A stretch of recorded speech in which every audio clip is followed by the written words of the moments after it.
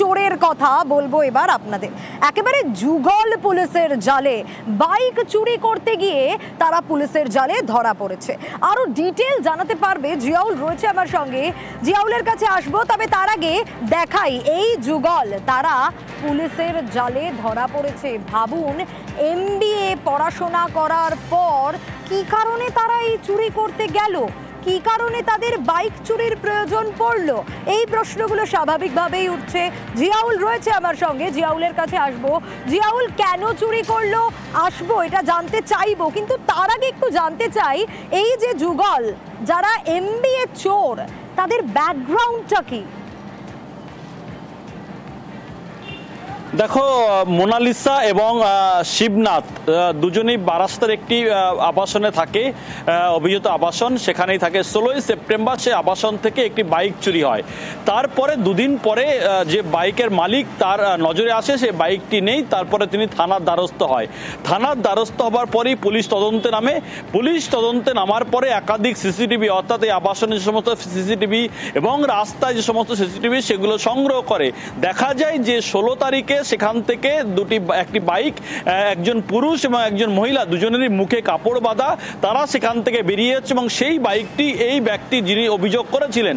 তারপরে পুলিশ তদন্তে নেমে এখানেই প্রশ্ন যে চুরিটা করলো কেন, কি কারণ? একদম দেখো, উচ্চ শিক্ষিত দুজনেই কিন্তু উচ্চ শিক্ষিত। এই শিবনাথ দাস তিনি একজন এমবিএ এবং এই অর্থাৎ এই মোনালিসা তিনি একটি বেসরকারি কলেজের পড়ুয়া, ফলে তিনি উচ্চ শিক্ষিত। ফলে দুজনেই এই চুরির হাত সাফাই করেন। তার কারণ তার আগে একটি বেসরকারি কোম্পানি খুলে সেখানে চালাতেন। বেশ কয়েক মাস আগে সেই কোম্পানিটি বন্ধ হয়ে যায়।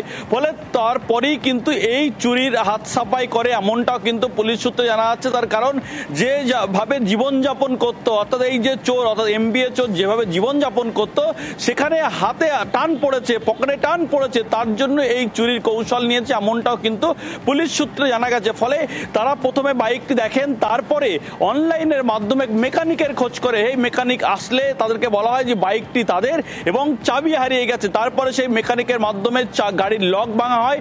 তারপরে সেই গাড়ি নিয়ে দুজন কিন্তু সেখান থেকে পদার্পণ, সেখান থেকে তারা চম্পট দেয় এবং পুরোটাই কিন্তু সিসিটিভি বন্দি।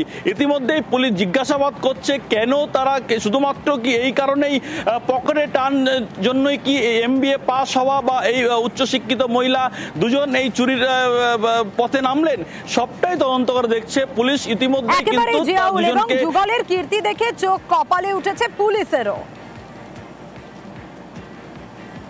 একদিন কি দুদিন আমি জাস্ট এখানে দেখেছিলাম, এখানে দাঁড়িয়ে ছিল, ওটা জাস্ট মুখ চেনা আর কিছু না। এবার মাঝে মধ্যে আসতো, এবার রাত্রেবেলা আসতো, সকালবেলায় বেরিয়ে যেত। ওনার সাথে আরেকটা মেয়ে থাকতো, উনি এখানে সবসময় থাকতো। এখন 2-3 দিন ধরে উনি নেই এখানে। কথা মানে সেরকম কারোর সাথে এখানে কথা হয় না। এখানে সেরকম নিরাপত্তা বলতে গেলে ওই চুরি ছেঁচড়ামি হতো, তা সব গ্রিল ট্রিল লাগানো হয়েছিল। এর আগেও চুরি হয়েছে এখানে।